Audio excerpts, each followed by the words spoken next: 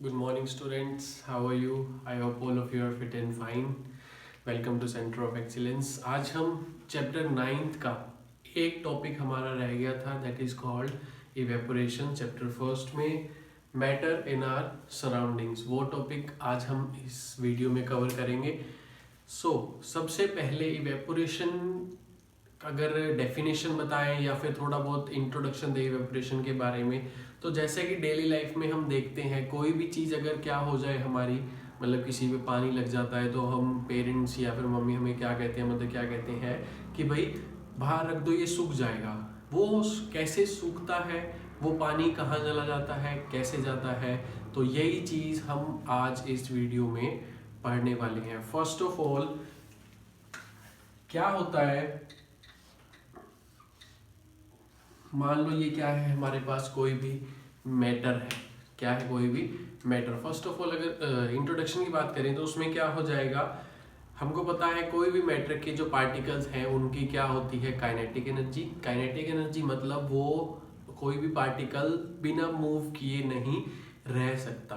चाहे सॉलिड भी होगा, सॉलिड के भी पार्टिकल्स क्या होंगे, थोड़े थोड़े वाइब्रेट करेंगे, तो वो बिना मूव किए नहीं रह सकता. तो वैसे ही अगर हम कोई क्लॉथ लें, इसके अंदर के जो पार्टिकल्स होंगे, इसके अंदर के जो पार्टिकल्स होंगे उनकी भी क्या होगी, काइनेटिक एनर्जी होगी. काइनेटिक एनर्जी सबसे ज्यादा कौन से पार्टिकल्स की होती है, सरफेस पार्टिकल्स की. जो सरफेस पे होंगे मैटर के, उन पार्टिकल्स की काइनेटिक एनर्जी सबसे ज्यादा होगी. तो जैसे अगर हम एग्जांपल लें, पानी हमने किस में डाला, बॉल में. एक बाउल में पानी डाला, उसमें क्या किया, सबसे पहले वो पानी क्या हो जाएगा, इवेपोरेट होने लग जाएगा. इवेपोरेशन कैसे होती है, सबसे पहले जो ऊपर वाली सरफेस होती है पानी की, क्या होती है, बॉल में हमने क्या डाला, एक ग्लास में पानी डाला. जो ये ऊपर वाली सरफेस होगी, ये जो सरफेस होगी लेयर, ये सबसे पहले इवेपोरेट होगी. क्या होगी, ये सबसे पहले इवेपोरेट होगी. क्यों? जो इस सरफेस पे जो पार्टिकल्स पड़े हैं, जो इस सरफेस पे पार्टिकल्स पड़े हैं, उनकी काइनेटिक एनर्जी क्या होती है, सबसे ज्यादा. तो काइनेटिक एनर्जी ज्यादा होती है, तो ये क्या करते हैं, दूसरे पार्टिकल से जो इन्होंने फोर्सेस बना रखी हैं, जो फोर्सेस ऑफ अट्रैक्शन है, वो क्या कर देती हैं, ये जो फोर्सेस ऑफ अट्रैक्शन है ये तोड़ देते हैं और ये ऊपर चले जाते हैं. फिर ये लेयर खत्म हो गई, उसके बाद कौन सी लेयर आ जाएगी, ये वाली लेयर. फिर ये वाली लेयर क्या हो जाएगी, अपर मोस्ट लेयर. फिर ये लेयर इवेपोरेट हो जाएगी. ऐसे ऐसे करके पूरा पानी क्या हो जाता है, इवेपोरेट हो जाता है. ये जो था, ये इसी प्रोसेस को हम क्या कहते हैं, इवेपोरेशन. किस में कन्वर्ट हो गया, ये वेपर्स में कन्वर्ट हो गया. डेफिनेशन की बात करें तो evaporation can be defined as the conversion of liquid into its vapour form at any temperature below its boiling point. मतलब बॉइलिंग पॉइंट के नीचे किसी भी टेम्परेचर पे एक लिक्विड का वेपर्स में कन्वर्ट हो जाना, उसे हम क्या कह देंगे, evaporation. So this is the definition of evaporation. Next we will study about factors affecting evaporation.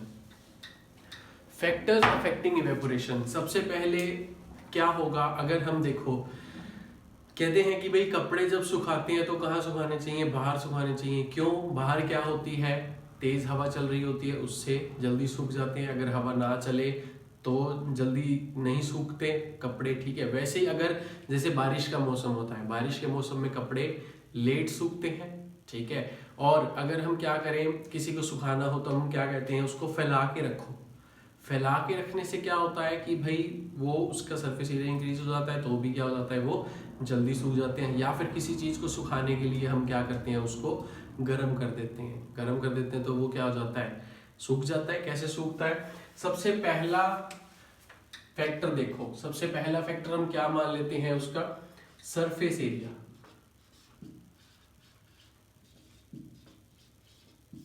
Surface area, जैसे हमने किसी कपड़े को रखा, कपड़े को एक तो इकट्ठा करके रख दिया कपड़े को, वो जल्दी सूखेगा. या फिर अगर हमने उस कपड़े को खोल के रखा तो वो जल्दी सूखेगा.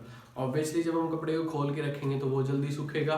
तो कपड़े को खोल के रखने से क्या होता है, उसका सरफेस एरिया इंक्रीज हो जाता है. सरफेस एरिया इंक्रीज होने से इवेपोरेशन क्या हो जाती है, इंक्रीज. तो क्या कह देंगे हम, अगर सरफेस एरिया क्या हुआ, इंक्रीज, तो इवेपोरेशन भी क्या हो जाएगी, इवेपोरेशन भी क्या हो जाएगी, इंक्रीज। ठीक है, सेकेंड पॉइंट क्या आता है, टेम्परेचर। टेम्परेचर टेम्परेचर वही, अगर हम किसी को गर्म करेंगे या फिर हम कहते हैं उसका टेम्परेचर ज्यादा करेंगे, जैसे गर्मियों में कपड़े क्या होते हैं, जल्दी सूख जाते हैं, क्यों, क्योंकि टेम्परेचर ज्यादा होता है। तो इसका क्या हो जाएगा, जितना टेम्परेचर इंक्रीज होगा उतनी ही इवेपोरेशन ज्यादा हो जाएगी, उतनी इवेपोरेशन ज्यादा हो जाएगी। वैसे ही नेक्स्ट अगर हम क्या करें इसमें, ह्यूमिडिटी।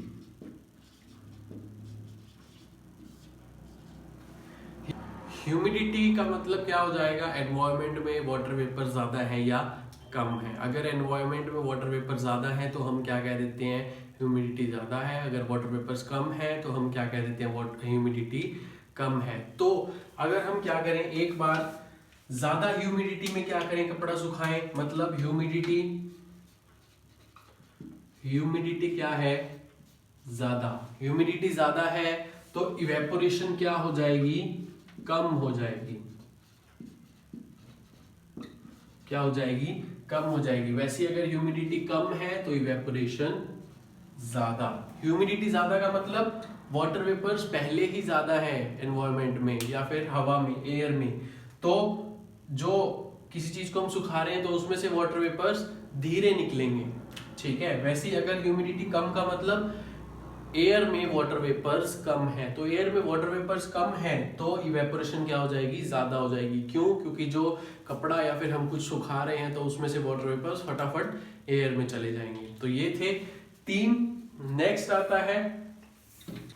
नेक्स्ट आता है हमारे पास विंड स्पीड।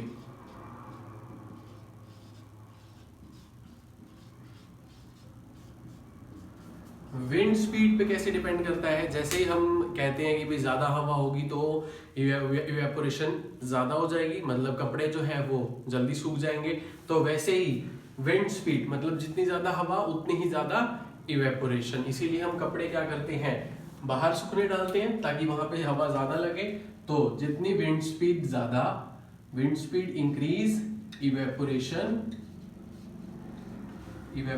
भी क्या हो जाएगी, इंक्रीज हो जाएगी। ठीक है, तो ये हमारे फैक्टर्स हुए कंप्लीट। क्या क्या फैक्टर्स पढ़े हमने, टेम्परेचर ज्यादा तो इवेपोरेशन ज्यादा, सरफेस एरिया ज्यादा है तो इवेपोरेशन ज्यादा, ह्यूमिडिटी ज्यादा तो इवेपोरेशन कम।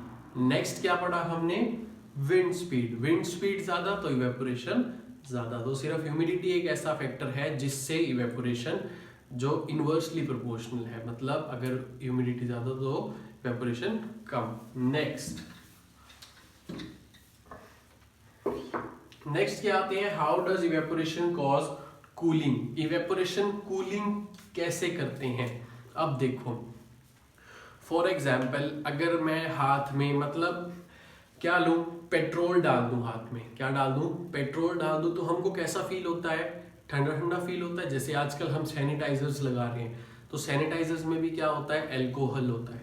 ठीक है, तो एल्कोहल सैनिटाइजर अगर जब भी हम हाथ पे लगाते हैं तो वो क्या करता है, हमें ठंडा ठंडा फील कराता है। कैसे ठंडा ठंडा फील होता है हमें, जैसे ही हमने सैनिटाइजर लगाया उसके अंदर क्या प्रेजेंट है, एल्कोहल क्या होते हैं, वॉलेटाइल सब्सटेंस। क्या होते हैं, वॉलेटाइल सब्सटेंस। या फिर पेट्रोल का एग्जांपल लें तो पेट्रोल अगर हम रखें तो पेट्रोल भी क्या होता है, वॉलेटाइल सब्सटेंस। मतलब वो क्या होता है, उड़ जाता है, वेपर्स में कन्वर्ट हो जाता है, लिक्विड से वेपर में। तो वो कैसे होता है, मतलब कोई भी इवेपोरेशन होने के लिए क्या चाहिए, हीट चाहिए।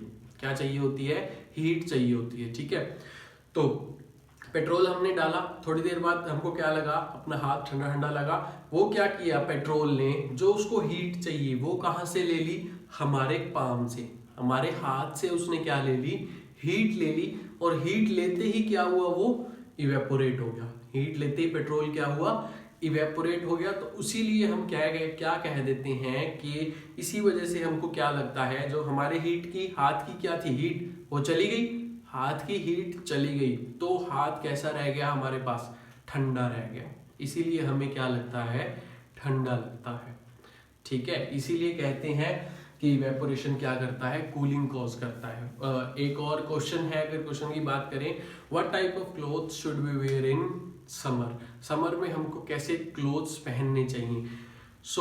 हमको पता है समर में हम गर्मियों में कैसे क्लोथ्स पहनते हैं, कॉटन के क्लोथ्स पहनते हैं। क्यों? कॉटन के जो क्लोथ्स होते हैं वो क्या करते हैं, हमारा स्वेट जल्दी से एब्जॉर्ब कर लेते हैं, जल्दी से एब्जॉर्ब कर लेते हैं। तो वो स्वेट जो एब्जॉर्ब हुआ है वो फटाफट क्या हो जाता है, इवेपोरेट हो जाता है। क्या हो जाता है, इवेपोरेट। अब इवेपोरेट हो जाएगा तो पीछे क्या छोड़ जाएगा, ठंडक छोड़ जाएगा। पीछे ठंडक छोड़ जाएगा तो हमारा जो कॉटन का क्लोथ होता है वो कैसा रहता है, ठंडा रहता है। इसीलिए वो हमें ज्यादा कंफर्टेबल फील कराता है। इसीलिए हमको कैसे पहनने चाहिए, कॉटन क्लोथ्स पहनने चाहिए। यहाँ पर हमारा chapter first, that is matter in our surroundings, is completed. So if you like this video, please like, share and don't forget to subscribe. Thank you.